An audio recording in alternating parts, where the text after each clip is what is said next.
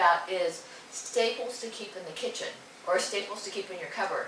Yeah. Because part of it is if you have great staples and there's a lot of ingredients you like, chances are you're really going to like the food. If you buy things that you don't like, you probably will not like you can the get food. real good buys on gourmet soups and stuff over like at the 99-cent store or Big Lots or even on the shelves of grocery stores. They'll clear them out, and those are really good bases. And then carrots, onions, tomatoes. All your vegetables. Pick all the vegetables that you like. Yeah, pick them out because those are staples because you can use them in multiple ways. This is like the fourth meal we've used with this with these vegetables. Yeah, well, because part of it is they always tell you, you have what 3 to 4 ounces of protein, and then you have 2 servings of vegetables. Yeah. So if you follow that guide, you're always going to need a lot more vegetables. Yeah, but pick the vegetables out you like, and then cook with them. So it's not complicated. It's already boiled. It's not rocket science, folks. So we're just waiting right now for the pasta shells to soften up, and because they can be al dente, which means not completely cooked, or you can cook them as much as you want. That's the trick with this dish, because it is basically, it's sort of like Mediterranean soup, but it's not. It's basically a main pasta dish that we've just thrown together. You can do it too. One of the things that this might be, just to give you an idea, is all the vegetables that we are using are fresh. Yep. If you are using frozen vegetables, add them further on towards the end. Yeah, because they'll get mushy. Yeah. I would add them after the pasta went in.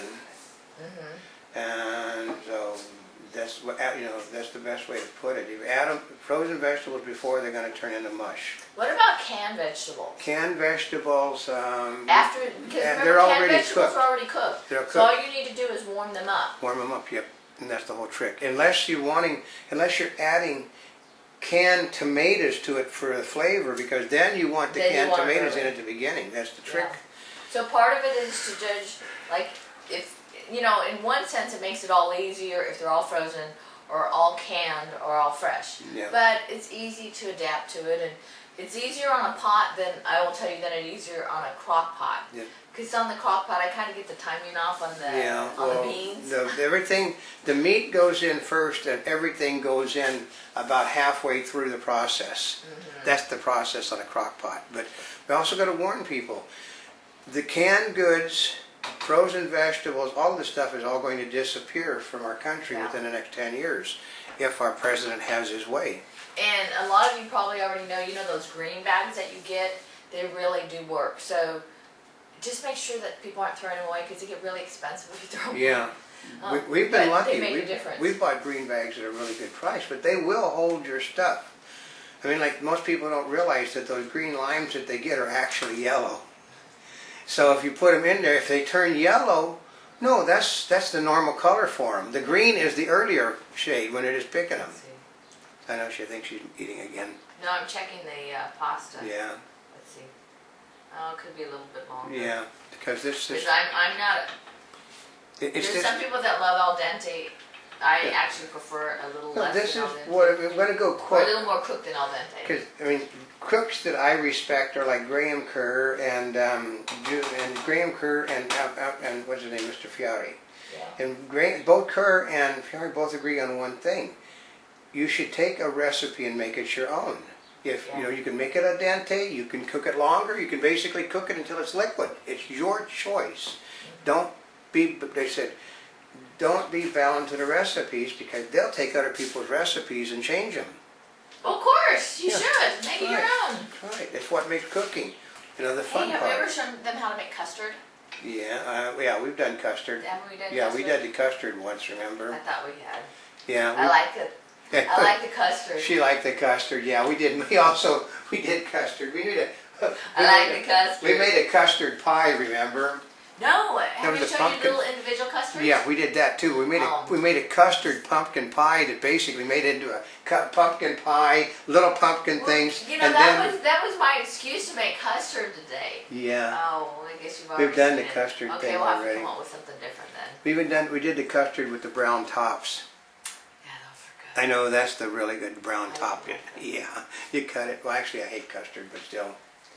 Well, because I spent a lot of time in hospitals when I was little, and what they do is they give you custard. Yeah, but this is like my grandma's recipe I know custard. it's your grandma's recipe. Okay. I like it right now. Okay, done? Yeah. Okay. Then we can... Okay, so here's some clues when you are draining it out. You've got 2 ways of draining it out. Or actually, there's probably more ways. One is to put a little strainer thing there and pour it in there and drain out the water. The other one is to utilize the lid to help drain it out. Works the same. Works the same. But here's a little hint. Is if you're using the lid to help drain it out, sometimes all the food comes to the front Yep. and forces it away.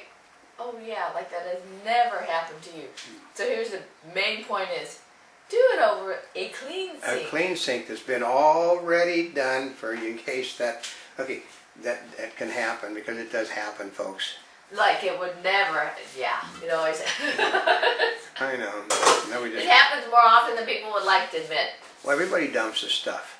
Most of the people lose it when they dump it because they don't take the dishes out beforehand. Oh yeah, so if you have your dishes taken out beforehand and the clean your sink. Well, actually, we want to and hot the that. sink. We want to get it hotting first before we put our thickening in. Oh yeah, we probably want to do that too. Yeah. I know. It's not that. So as you can see, what we just added was this Progresso new high fiber creamy tomato It's really basil. good stuff. I mean, like we paid. What was at the 99-cent store, folks? Is that where we got this Yep. from? Or did we buy it at the store? No. Anyway, the great part about these soups is they got all these spices already in there. It doesn't mean they're always going to have them forever and ever, so if you're creating a family recipe to pass down from the generations, you know, you may want to adapt a little bit. Well, actually, you can make your own thing. To make your own stuff, additives to go But in it's it. a great base. Yeah, but So part of it is we're just adding a tomato base. yep, because it's gonna really smell good. It's gonna look good. And then after this is just a little warm, then we just put in our cornstarch. Because I mean, see what it is when they ask what does the old fart do standing over by the camera, I said he is the director, folks. He came up with the recipe. He's basically the chef, so he knows what's supposed to be done. She's never done most of these things. Well, because we never repeat. Well, you know, that's what they laugh because they're like, why? You know, what is Notaspringchick cooking? Because it's part comedy. Because I usually, like we mentioned before, is I usually don't know what we're making beforehand. That's right. And Olcam is over there directing me as to what we're making while we're doing it. But I don't interfere with it, though, as people can see. I don't interfere with the stuff. I let her. That's why it's part comedy. Yeah. So if it happens, we've never had a failure. That's why it's like the longer pieces we used to do, you actually got to see me of. See, like this, where you can't speak right. So. You got to see more of me messing up. Yeah. But some of our mess ups have made some of those ungodly, great tasting food. Gosh. So, isn't this how it's thickening up all This nice, looks good. probably? Oh, I remember this time we were making deviled eggs and we didn't have, what was it, mayonnaise, and we were on a trip, so we ended up using a ranch with dill in it. Oh, Made that the was most unreal. unbelievable. Ranch with dill for deviled eggs. Oh, God, Oh, it was amazing. yeah. Sometimes, like I said, It was a dressing yeah. that we used in it. Well, what they wanted was, they wanted like 3 times too much money for the mayonnaise. We weren't going to pay that kind of money for Well, one we were thing. using it for dressing anyway, and so we thought we'll get 1 container instead of 2. And you're going on a trip, and we're at a trade show, and we're cooking, and Yeah. So, if people notice, we haven't done as much cooking at trade shows lately because we've been staying in different places.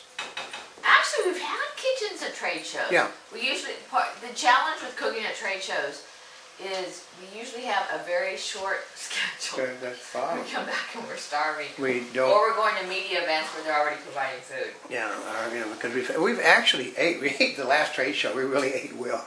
We did have gourmet sandwiches every night. Oh, those are really good sandwiches. Okay, this looks like it's just about ready. Yep. So I'm going to go ahead and show this to you. Yes, I still do use little mitts. Well, yeah, because that stuff gets hot. I tell you, babe, because Actually, you know what? I'll just put it in the pot so you can see it. because I burnt myself on it already, folks. So Oh, that's the part we didn't tell you. yeah, because see, I did move the I did move it from the from the stove over, and I did burn myself because I got a bad knee and I burnt my... See, that can go in a bowl or it can go on a plate with other dishes, but it is a main pasta dish. This is a main pasta. This should really taste magnificent. It actually looks, you can tell it smells really good because Monty came into the kitchen. And you can put grated cheese on the top of it if you want. Oh yeah, let's break out that really good cheese we have that we don't know what it is. Yeah.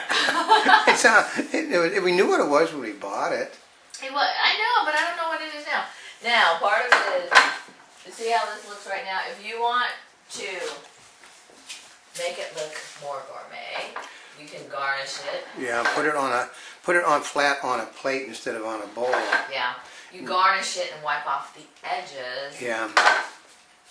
Or you could actually, another thing you could do, you could put mashed potatoes put through the a decorator's tool around the edges. Oh yeah, you could. I know. So. Now here's the fun part is, here's cheese that we don't know what it is. Well, because I think it came off of it. Well, I've been saving this. This was a very expensive cheese when we bought it. Yeah, but we didn't pay anywhere near the price. And we got it on sale, which is why we got it. Because I always some of this stuff, we buy it and I would put it on cheeses, and they just little tiny slivers on crackers. Well, because I always like to experiment when you. Well, especially the best time to experiment with things like cheeses is when they're on sale. Yeah, because they'll have, like, we go to one place where the manager has the liberty of changing prices on stuff, and we will go there to buy cheeses, and you can get cheese which you would not believe the price on things.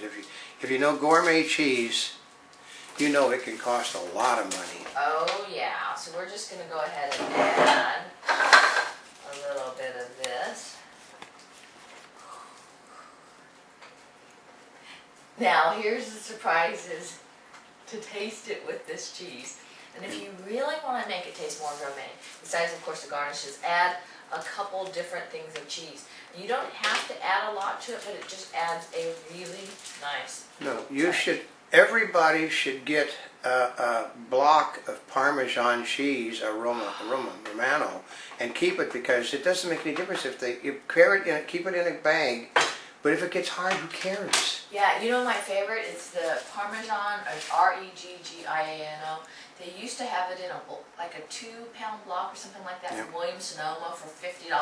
Yeah. But you can buy it at Costco for about $15 for that same like couple pounds of block.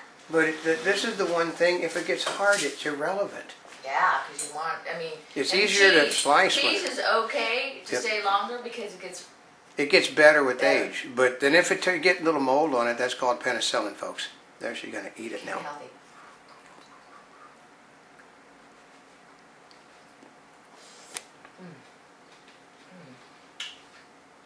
Bon appetit. Now, also if you want to bring out more flavor, you can also add pepper or salt to this. Because as you notice, we did not add any seasoning at all to this. Because this is a season, you got to do.